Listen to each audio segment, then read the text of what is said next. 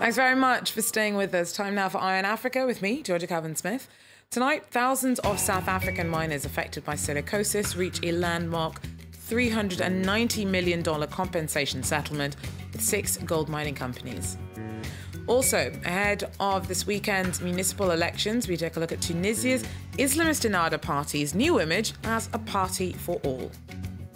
And 6 critically endangered black rhinos are flown from South Africa to Chad as part of a pioneering project to reintroduce the animals to a country where they were wiped out by poaching nearly half a century ago. But first, in the largest class action settlement in South African history, thousands of miners have reached a breakthrough $390 million compensation deal with several gold mining companies.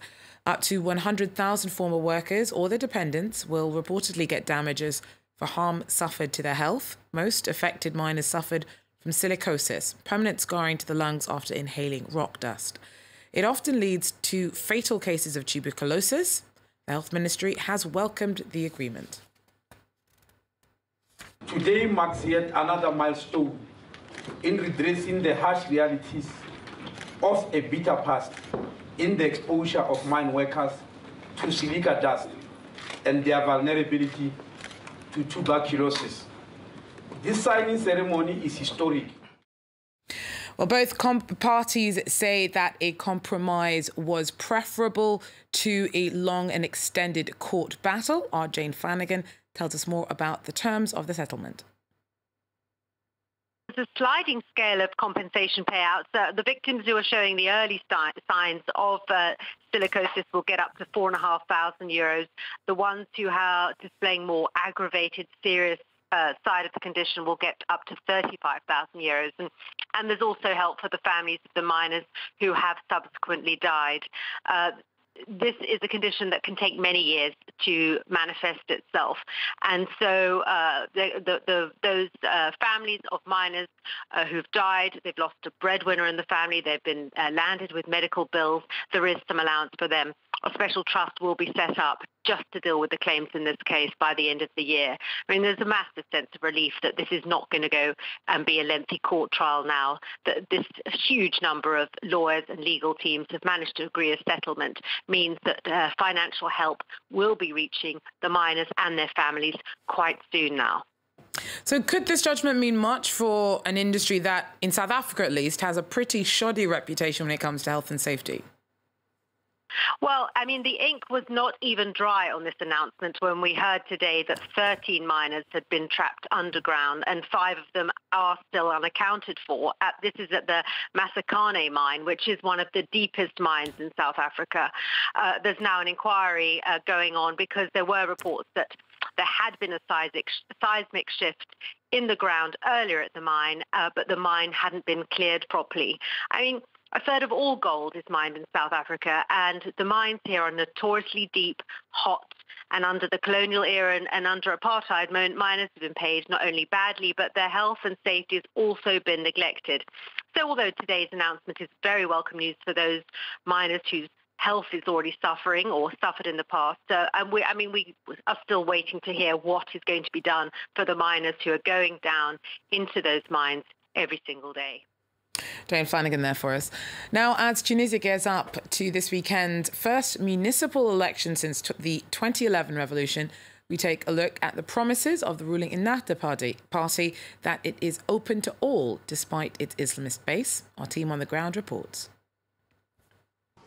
Simon Slema is Tunisian and Jewish. He's also a candidate for the municipal elections on the Ennahdha party list, a party with an explicit Islamic identity.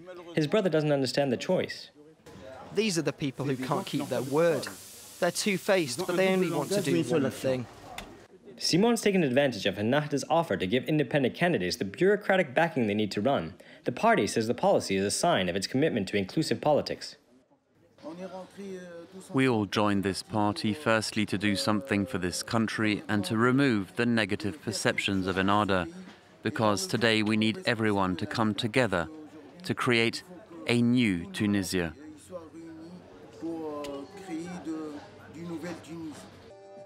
Welcoming candidates of all stripes and leaving 50% of its electoral lists to independents, Ennahdha's new strategy is clear. It's open to all, dropping the Islamist label and rebranding as Muslim Democrats. Women are on the front line of promoting this new image. Female candidates deny they're being used for a political facade. Why do we say used? No, not at all. I am a strong woman. I am a Tunisian woman. No one can use me. There's still skepticism from some that Ennahdha's moved past its Islamist roots. For some critics, the party's only changed its rhetoric since its Congress 2 years ago. There is a gap between political and ideological discourse. Mr. Ghannouchi himself confirmed in his last Congress that he will separate the party's preaching role from its political role. We will find that in this municipal election campaign, he himself is using religious rhetoric.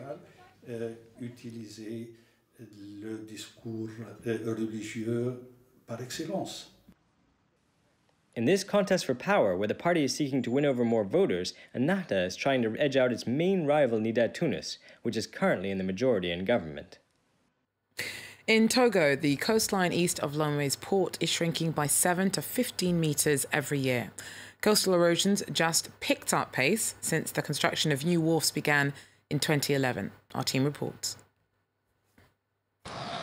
Akuvi and her children live in fear that any day now the waves could wash away the rest of their house. 3 rooms have already crumbled into the sea. Before there were a lot of houses in front of ours, but now we're the ones next to the sea. We feel in danger, but what can we do? Where can we go? East of Lomé, the livelihoods of communities and 90% of villages have been hit hard by rising sea levels. Houses, plantations, farms and tourist sites are threatened by coastal erosion. In Bojome, fish stocks have collapsed. At sea, the increase of sedimentary beach rock is destroying fishing boats and nets.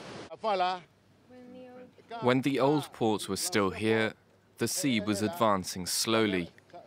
But since the construction works in 2012 and 2013, we can't work anymore. We've stopped fishing. A study by external consultants carried out on behalf of LCT found that construction started in 2012 at the port of Lomé has accelerated erosion. French transportation company Bolloré and the LCT consortium are part of the port's operational team. Neither carried out an assessment of the development's environmental impact on communities. In 2014, a group of residents filed a complaint against a subsidiary of the World Bank, a main investor in one of the projects, for aggravating the poverty of the communities. Before, Bolloré was untouchable. He has strong ties with our President of the Republic, so we thought it better to file a complaint against the World Bank. But now that he's in trouble, it's the right time. We will file a complaint against Bolloré. So far, nothing has come of the residents' complaint against the World Bank. The Togolese government hasn't put any measures in place to protect its coastline against erosion. There are fears that if the current pace of destruction continues, up to 15 villages could be swept away by 2030. In the meantime, residents are trying to salvage their homes and livelihoods. Now, 6 critically endangered black rhinos were flown from South Africa to Chad on Thursday. It was part of a project to reintroduce the animals to a country where they were wiped out by poaching nearly 50 years ago. This is one of the 6 black rhinos that will be flown from South Africa to Chad. Because of poachers, they have not been spotted in Chad since 1972. South Africa has 18,000 white rhinos and 2,000 of the smaller black rhino. South Africa is very important on a global stage for rhino conservation. In terms of Africa, we have roughly about 90% of the white rhinos in Africa, and South Africa has got approximately 35% of black rhinos in Africa. The 6 black rhinos will be flown to the Zakuma National Park in Chad. To prevent poaching, they will be dehorned when they arrive and fitted with transponders. Chadian authorities have also recruited new rangers. These rangers have been trained very well, and we have aerial surveillance by the drone and other measures. Now we have prepared to secure these animals from any danger. Last year in South Africa, more than 1,000 rhinos were slain by poachers for their horns that are sold in Asia. The horns are prized for their alleged medicinal properties. In Chad, the hope is that the 6 rhinos will establish a breeding herd. It will be the most northern wild population of the species in Africa. Well, that's it for Eye on Africa for now. Thanks for joining us. Do so again. Take care.